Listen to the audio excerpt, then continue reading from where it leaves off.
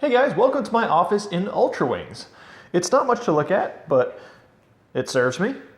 And it affords us a nice view of the runway, our aircraft, air traffic control, a couple hangars, and a crazy big Roman gladiator statue. Don't know why that's there. There's not a whole lot of backstory in the game, but it's fine, it's decoration, and it works.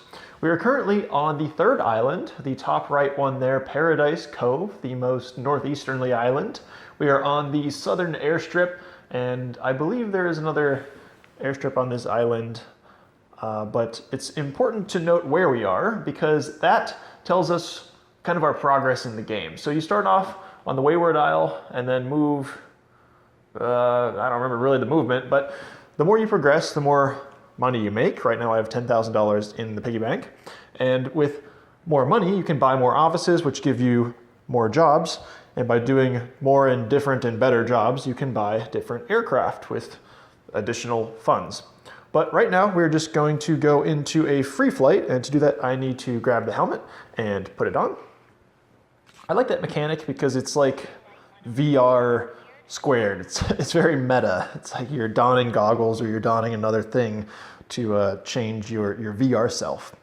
So the first thing to notice is that there are actually controls for this. There's the throttle, the control stick, we've got flaps, we have the fuel lines, the magneto, the starter, we have our airspeed indicator, some stall indicators, and what looks like a Galaxy tab.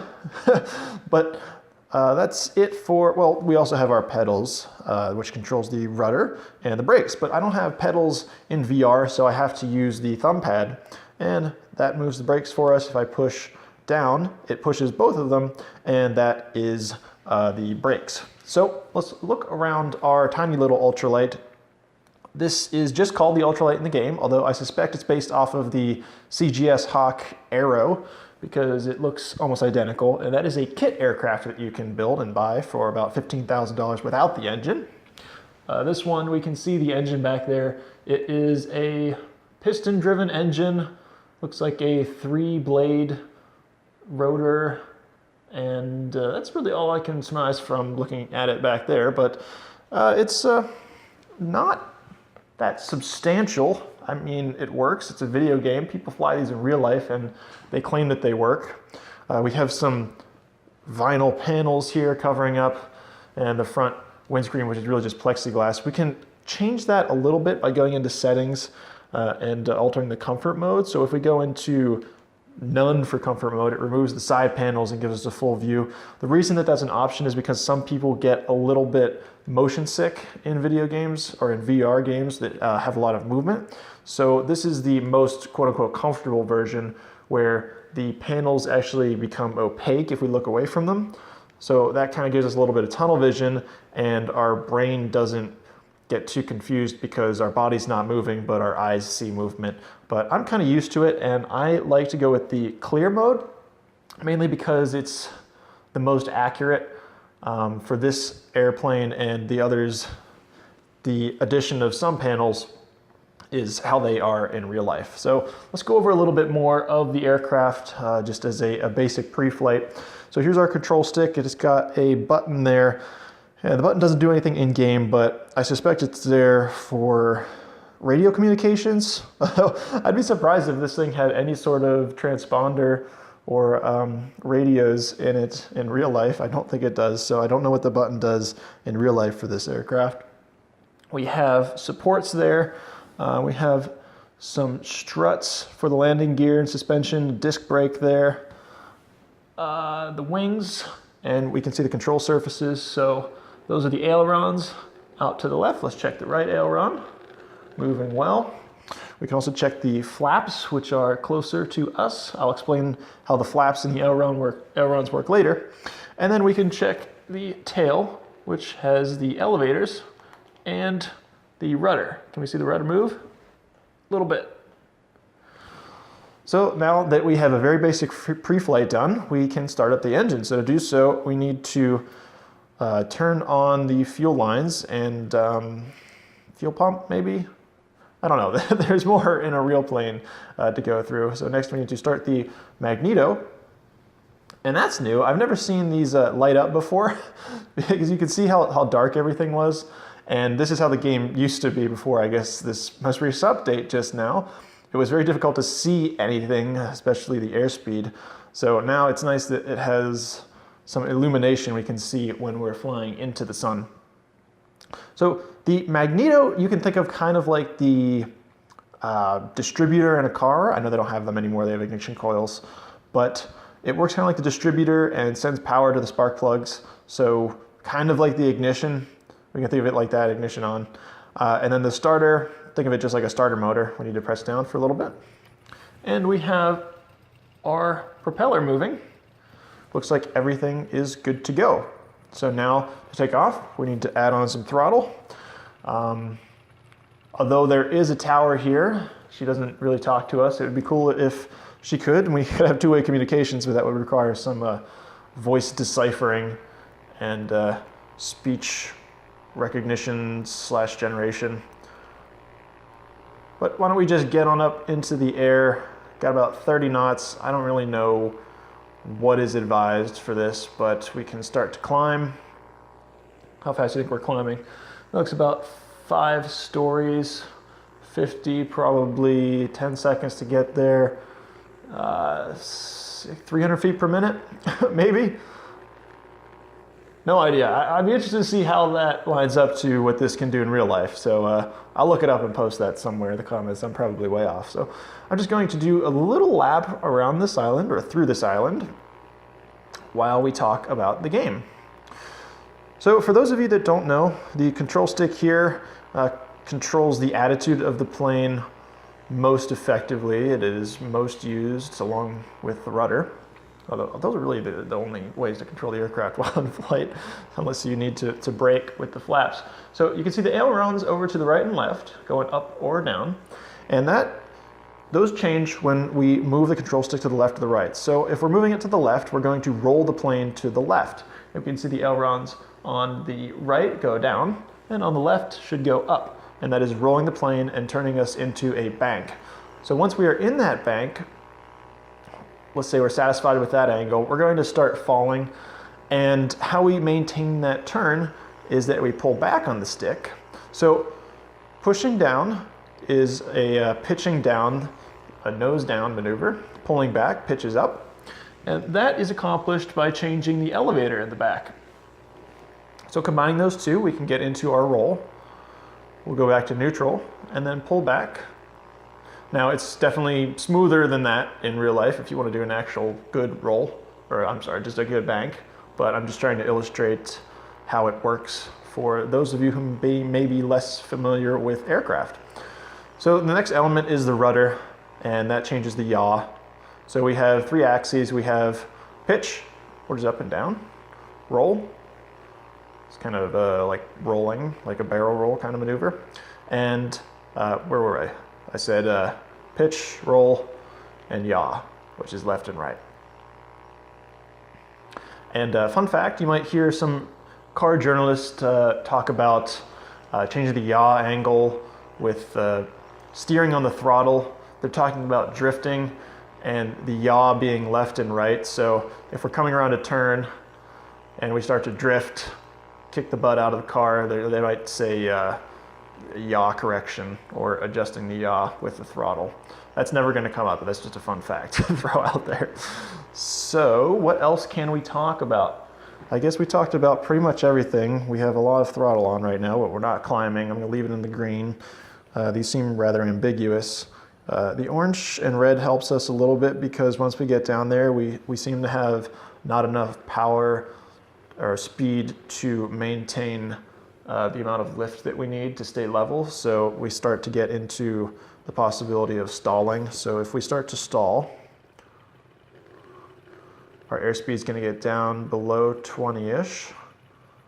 Let's see, we're falling, so airspeed's staying reasonably high. So you can see that yellow light goes on, this is our stall indicator, and those are generally for the plane to know whether or not we're in a stall. There are sensors in the wings that detect either the pressure or the direction of airflow, over the wings to tell you whether or not you're in a stall, and then those light comes on and tell you should probably full throttle or maneuver in such a way to get out of that stall.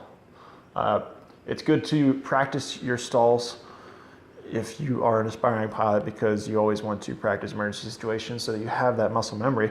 You might notice that I'm getting really into the nitty-gritty of airplanes, and that is because I am not currently a pilot student, but I have always aspired to fly and one day get my pilot's license to be a private pilot.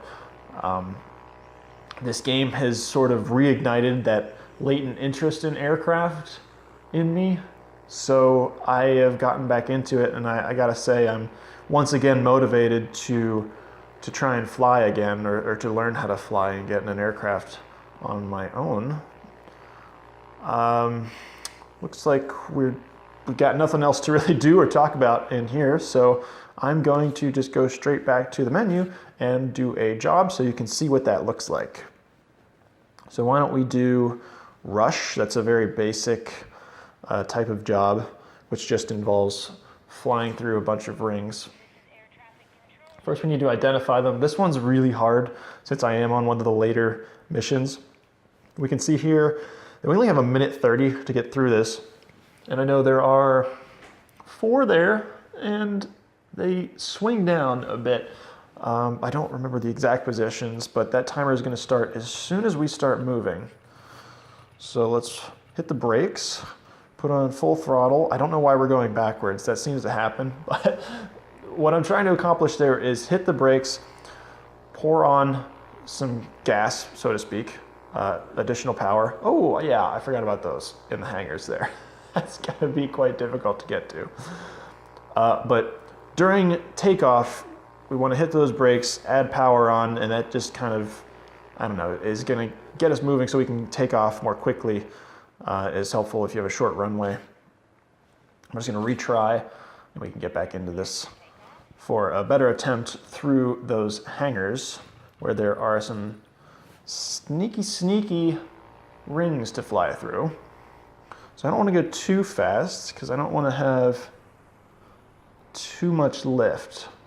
So I'm going to use the rudder a bit. Now on some planes, when you use the pedals, the rudder pedals, it also, oh gosh, I don't know what happened there. Did we hit the curb or did we clip a wing on something? That's what it looks like when you die. Well, not die, I guess, because the Herald Times says the missing pilot was found alive, luckily. So let's try that again, but this time, let's fly through the hangar. You're cleared for takeoff. Fuel, magneto, starter, throttle. Now, I think it's important to note that this is not really a simulator. So it has the simulator flight controls there as opposed to arcade. The arcade settings really just don't let you roll the plane into a catastrophic bank, or it just limits your inputs so that you can fly more smoothly. Simulator gives you full control. You can crash very easily. You can get into terrible stalls and some bad banks that are unsalvageable. But that's really where the simulator aspect ends, because there's still a lot that's not in this game that is important in simulators, like, I don't know, temperature.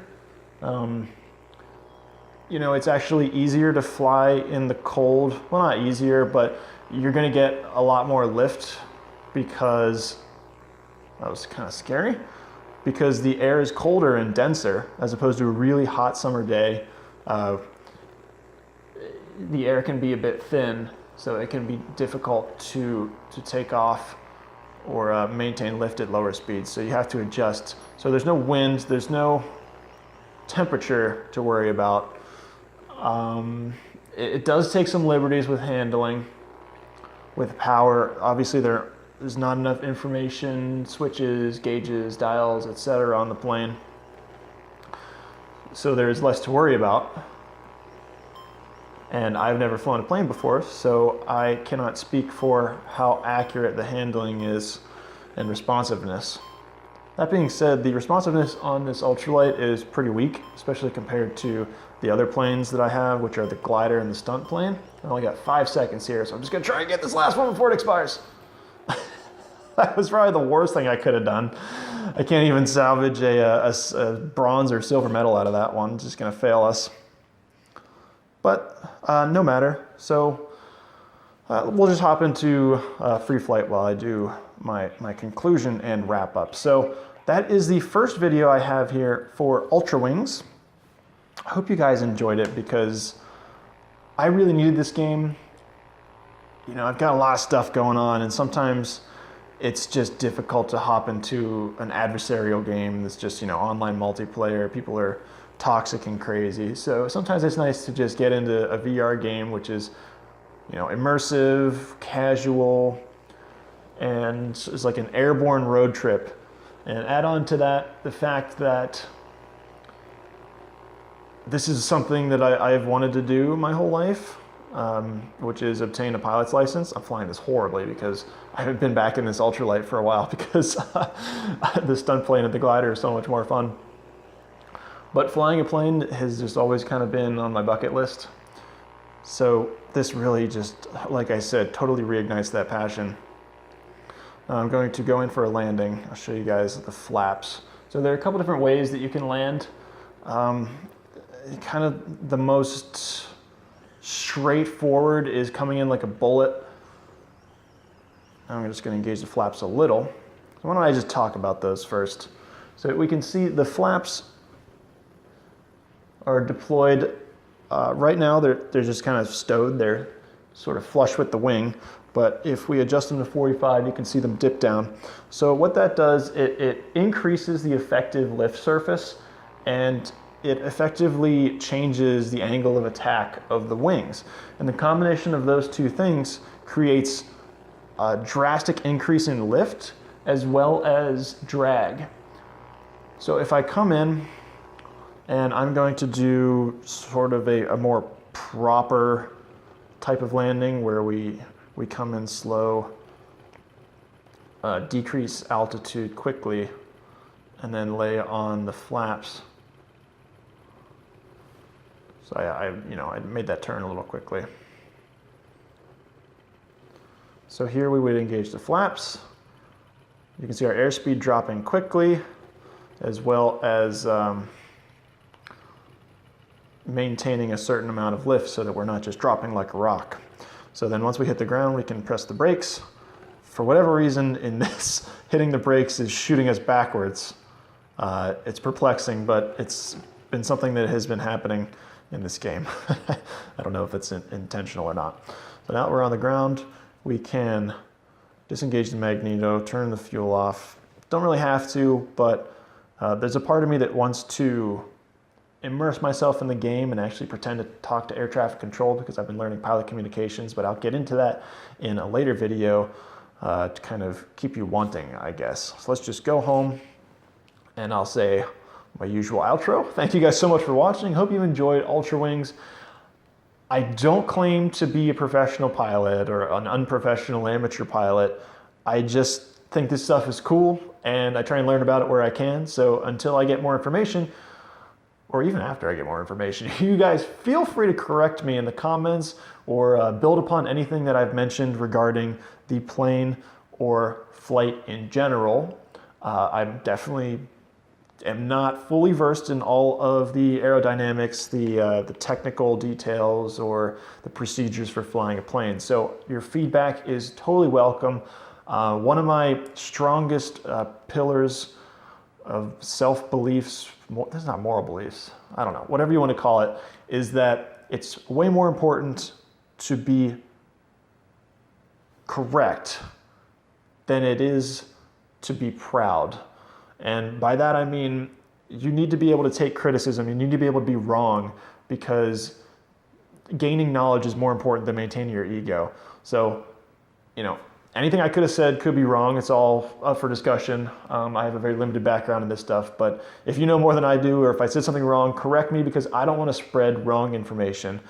But anyways, thank you guys so much for watching. Hope you enjoyed that ultralight. And next we're going to talk about the Glidester and the Blade 350. That's the Glidester there. and the Blade 350 there. That one's a lot of fun. So stay tuned for future videos where we get to hop in the cockpit of one of those bad boys.